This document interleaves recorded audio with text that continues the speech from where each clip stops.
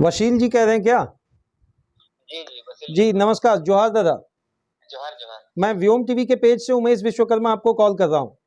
जी जी जी actually जानना चाहेंगे, सिंहभूम लोकसभा को लेकर आपसे 10 मिनट का समय चाहेंगे बात करने को।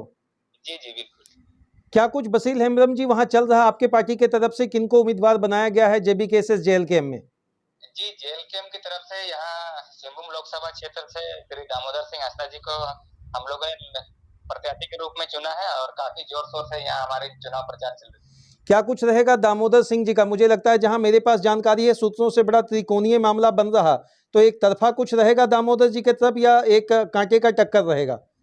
जी कांटे का टक्कर रहेगा यहाँ, क्योंकि यहाँ वो हो बहुल क्षेत्र है और हो बहुल क्षेत्र होने के कारण यहाँ जेएमएम का गढ़ पहले से रहा है, तो निश्चित रूप से यहाँ फिर भी हमारे पक्ष में जैसे जिस तरह से झारखंड में आंदोलन हुई है पिछले 2-3 वर्षों से, तो इससे लोगों का झुकाव हमारे ओर है और यहाँ आदिवासी मूल निवासियों का लगभग 70% आबादी है। अच्छा, तो सिंहभूम को लेकर ये कहा जाता है वशील जी कि अभी भी बहुत बैकवर्डनेस है, विकास का परिपाटी उतना भी शुरू नहीं हो पाया कुछ जगहों पर, कि रोड, पानी, बिजली, ये मूलभूत समस्याएं भी नहीं पहुंची।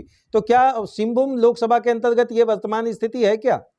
जी जी ये बिल्कुल है। आप देखिए तो यहाँ जेएमएम का गढ़ हमेशा रहा है और यहाँ से जोबा मांझी 5 बार के विधायक रही है और मंत्री पद 4 बार ले चुकी है। अच्छा। मंत्री में भी रही है। बावजूद आज जिस क्षेत्र से वो आती है उस क्षेत्र का विकास की पैमाना अगर आप देखिएगा तो विकास दूर दूर तक नहीं दिखती है। वहाँ जोबा मांझी जी जिनकी आप बात करें, मनोहरपुर से जो विधायक है ना, जी जी जी जी तो जेएमएम का इतना बड़ा वहां जमावड़ा होने के बावजूद भी विकास का परिपाटी क्यों नहीं हो सका? क्या कहीं ना कहीं मन में बात आगे नहीं बढ़ी या आम जनता अपनी समस्या को लेकर उनके तक नहीं पहुंच पाए?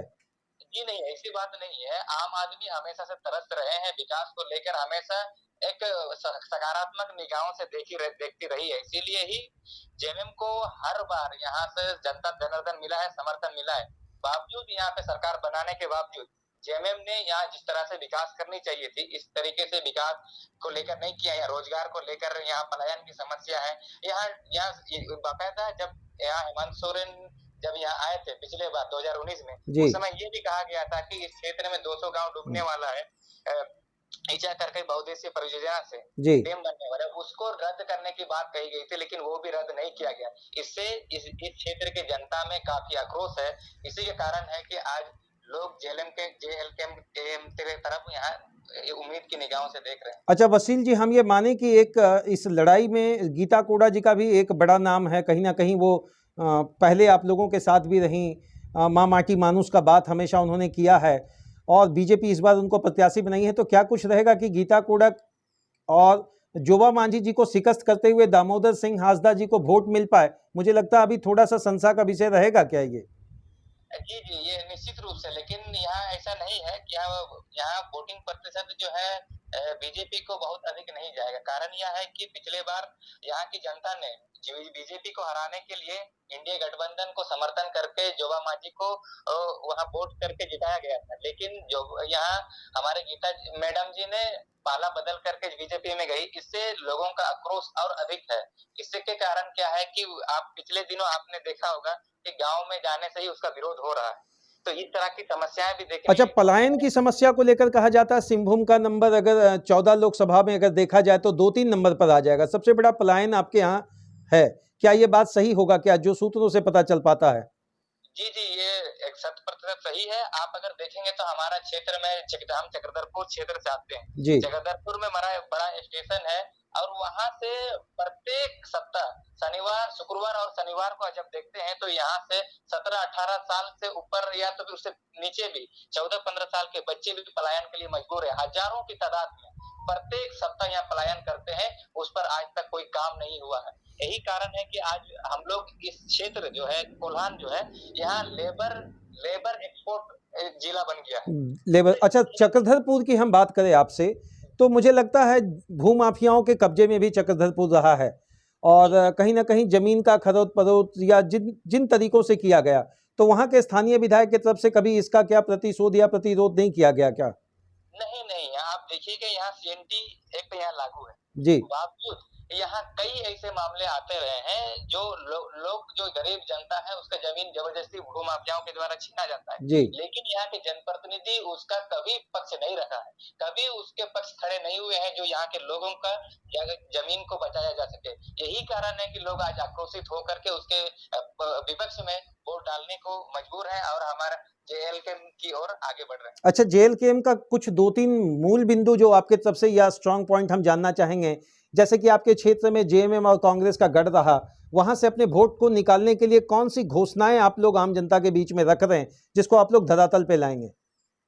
हमारा सबसे पहला जो है, हमें शायद हम आपको भेजे नहीं, हमारा जो नीति पत्र हम लोगों ने तैयार किया है जी। उसमें सबसे पहला ये है कि शिक्षा, समान शिक्षा व्यवस्था यहाँ लागू करना। सबसे पहला बात, हमारे क्षेत्र में सरकारी स्कूल, कॉलेज, विश्वविद्यालय की उच्च मानक स्तर पर लेके आना है और प्राइवेट स्कूल के स्तर पर सरकारी स्कूल को भी लेके आना है। ये हमारी पहला प्राथमिकता है। अच्छा, सदर का जो आपका विधानसभा है वहां पर किस तरह का माहौल जेएलकेएम का है? मैं जहां तक मेरे पास जानकारी है, थोड़ा सा आप लोगों की जमीनी पकड़ वहां कम नजर आ रही है, तो क्या कुछ आप लोग नया करने जा रहे हैं सदर विधानसभा को लेकर?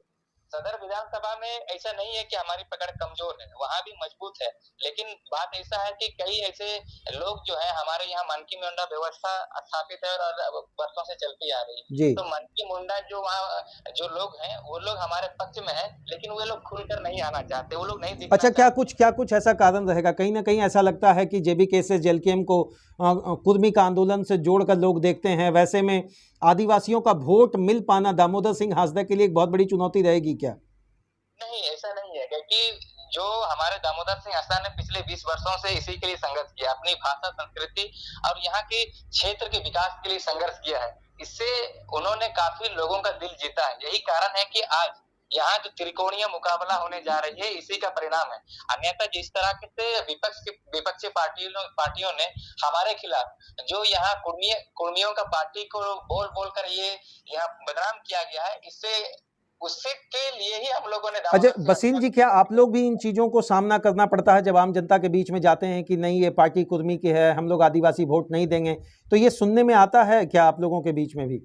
जी जी, सुनने को आता है, ये प्रायोजित होता है जी। ये जितने भी क्षेत्र में जाते हैं तो कुछ ऐसे विपक्षी दल के लोग होते हैं, वो लोग प्रायोजित इस बात को बोलने का प्रयास करते हैं, लेकिन हमारे पास ये सबूत है कि पिछले जो हमारे गठबंधन की जो विपक्ष में रही थी 2019 से पहले, उस समय सारे विधायकों ने, जेएमएम के सारे विधायकों ने ये बाकायदा केंद्र को लिख करके दिया था और सिग्नेचर किया था सारे विधायकों ने, कुर्मियों को आदिवासी में शामिल किया जाए। तो ये हमारे पास कुर्मियों को आदिवासी में शामिल करने के लिए तो उन्होंने बात उठाया, हम लोगों ने, हमारे केंद्रीय अध्यक्ष ने कभी बात बोला ही नहीं है, ये बात उन्होंने नहीं रखा। अच्छा, एक चीज जानना चाहेंगे जगन्नाथपुर को लेकर, वहां सोनाराम जी हैं विधायक, कांग्रेस से हैं, तो मुझे लगता है यहाँ आपकी गोलबंदी बहुत जबरदस्त तरीके से दिख रही है और जगन्नाथपुर में एक बेहतर रुझान आपको मिल रहा, तो क्या कुछ कमी रह गया कांग्रेस के तरफ से जिसके कारण युवाओं का एक बड़ा भीड़ आप लोगों की तरफ घूम गया?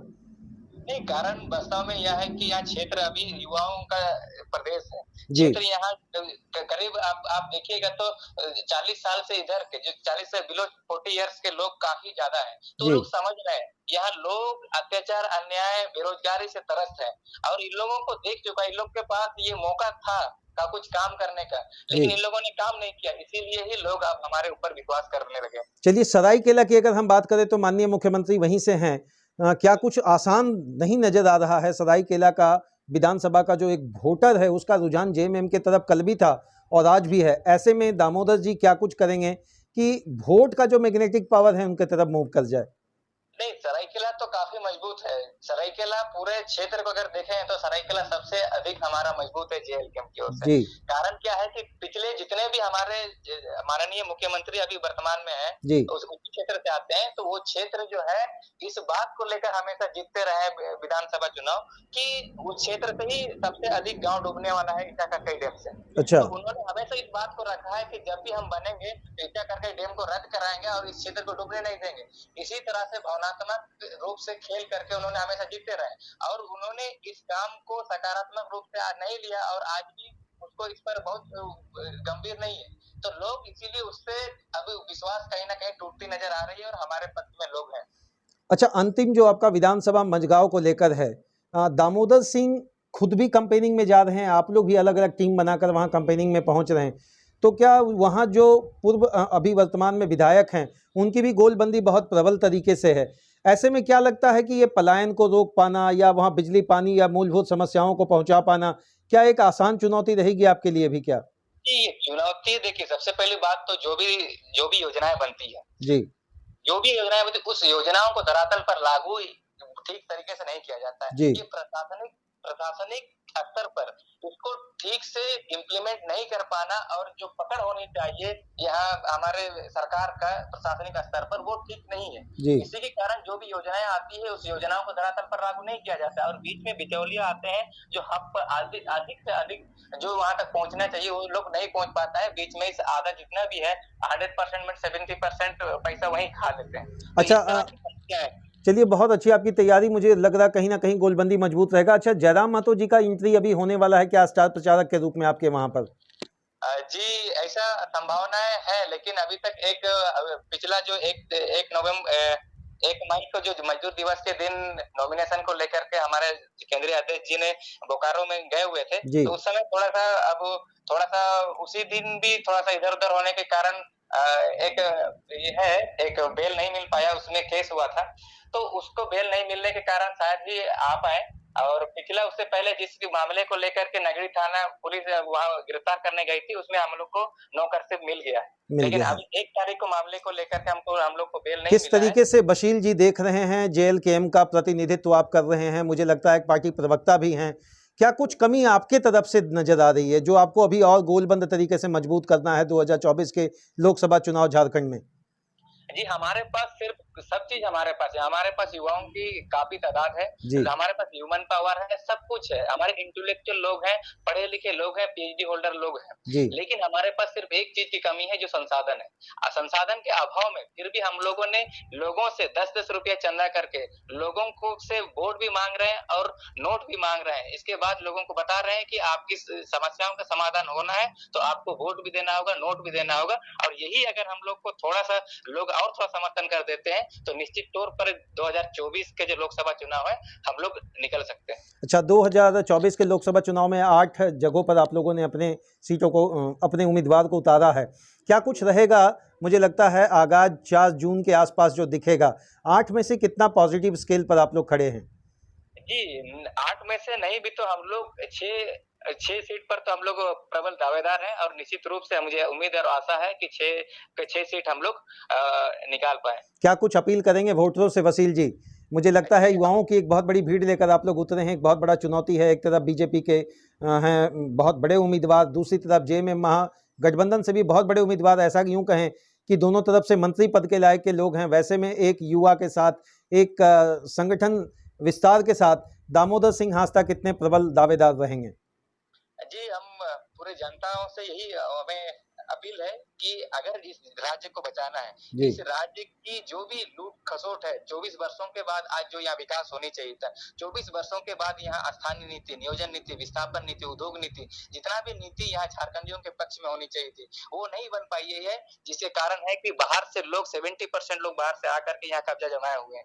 अगर इन सभी से निदान चाहिए, यहाँ के मूलभूत सुविधाओं से जो भी समस्या है उन समस्याओं से निदान चाहिए, तो निश्चित तौर पर हम सभी जनताओं को JLKM की ओर आरूप करना होगा और सकारात्मक रूप से राजनीति करके यहाँ तन मन धन से समर्थन अगर करते हैं तो निश्चित तौर पर आने वाला 5 वर्षों में झारखंड एक HD इंडेक्स में अभी वर्तमान में पीछे से दूसरा स्थान पर है, तो आगे से हम लोग 5वां स्थान पर हम लोग लेके आने में हम लोग समर्थ हो सकते हैं। बहुत बहुत धन्यवाद वसील जी, आपने जिस तरीके से JLKM और दामोदर सिंह हांसदा के बारे में बात रखा, मुझे लगता है मेरी तरफ से शुभकामना है कि आपका क्षेत्र विकास करे। और पहली बार जिस तरह से आप लोगों ने राजनीति में कदम रखा है, न केवल मुझे लगता है कि एक पहला आगाज है, बल्कि प्रेशर पॉलिटिक्स में आप पूरी तरह से सफल है। बहुत बहुत धन्यवाद आपका। जी, बहुत